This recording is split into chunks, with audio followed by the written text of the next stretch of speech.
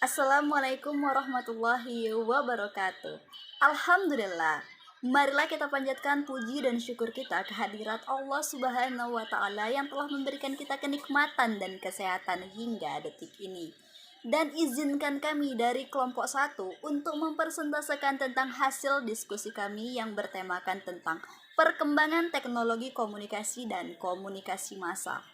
Bersama saya sendiri, Mardiana selaku moderator, dan untuk uraian penjelasan secara detail lagi akan dijelaskan oleh teman-teman kita dalam kelompok ini, di mana diantaranya penjelasan mengenai teknologi komunikasi dan teknologi komunikasi massa yang akan dijelaskan oleh Tria Dewinta.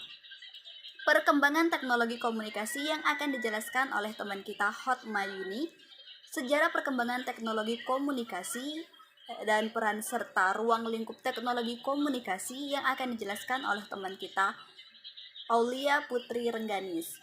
Karakteristik dan manfaat yang ditimbulkan dalam teknologi komunikasi yang akan disampaikan nanti oleh teman kita Kurota Aini, dan yang terakhir dampak positif dan negatif yang ditimbulkan dari perkembangan teknologi komunikasi ini yang akan disampaikan oleh teman kita Yunita Manalu.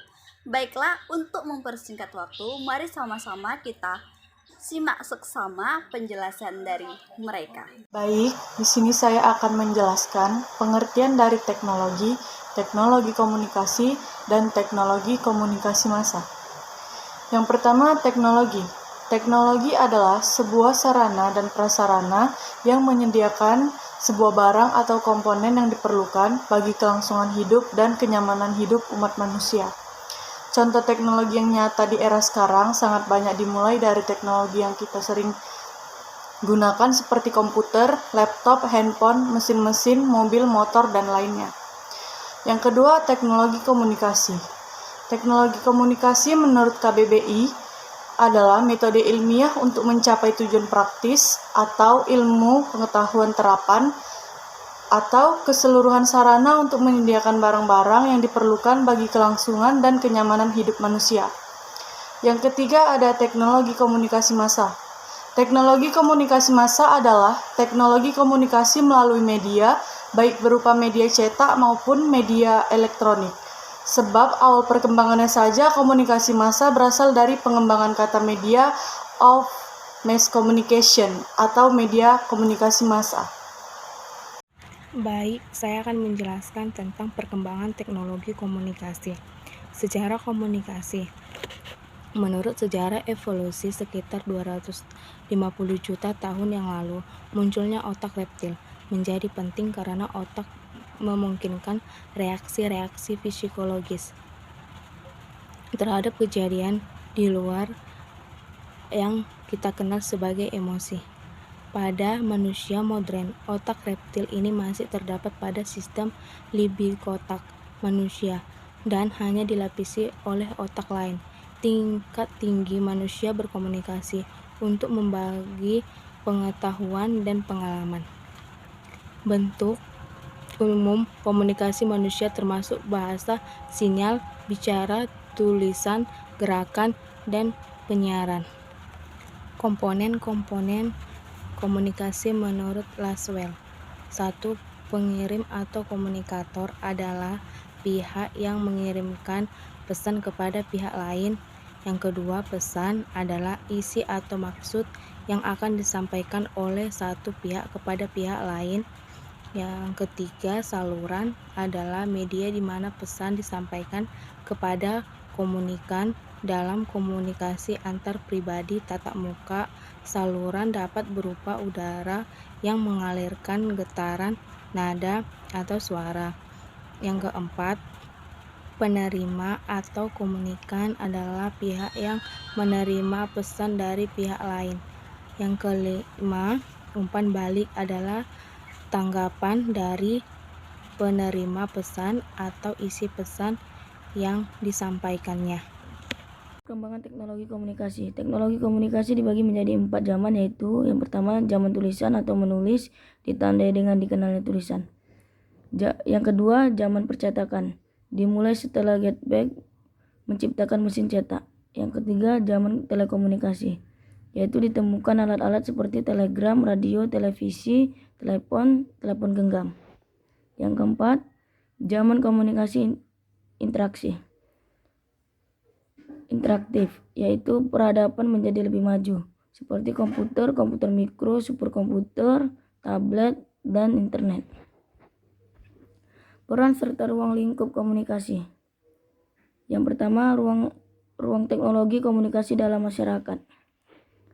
Peran komunikasi sebagai penggerak interaksi sosial dalam masyarakat dapat terus berkembang dalam setiap aspek kehidupan masyarakat yang bertujuan untuk memenuhi kepentingan dan kebutuhan individu maupun kelompok. Yang kedua, teknologi komunikasi dan budaya.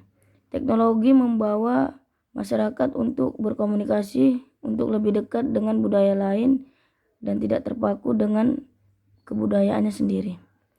Yang ketiga, teknologi komunikasi dan pendidikan.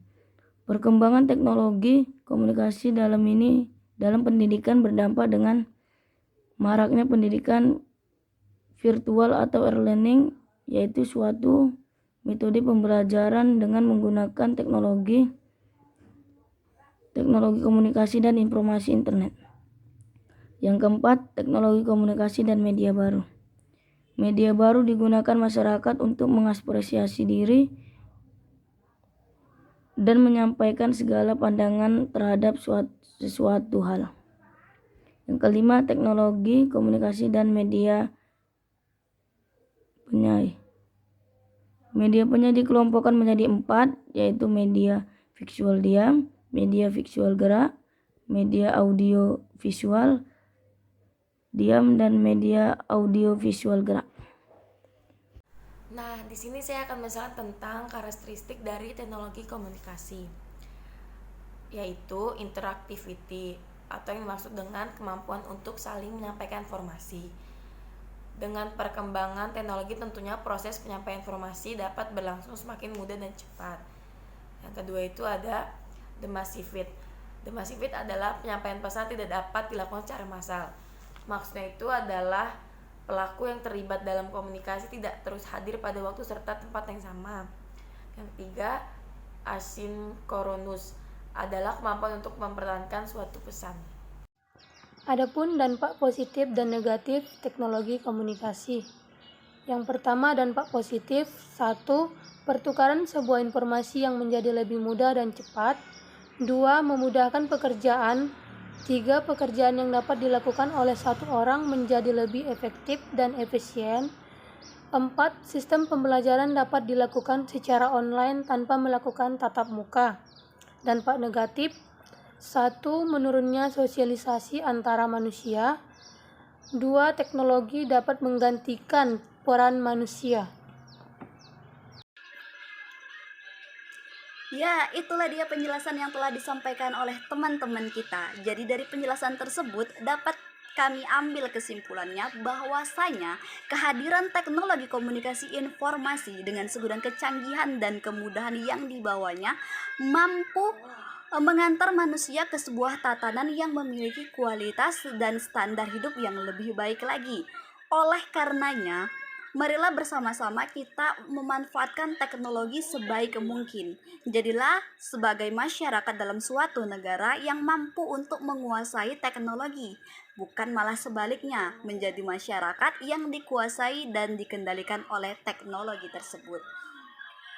Cukup sekian persentase dari kami, kurang dan lebihnya kami mohon maaf dan kami akhiri dengan wassalamualaikum warahmatullahi wabarakatuh.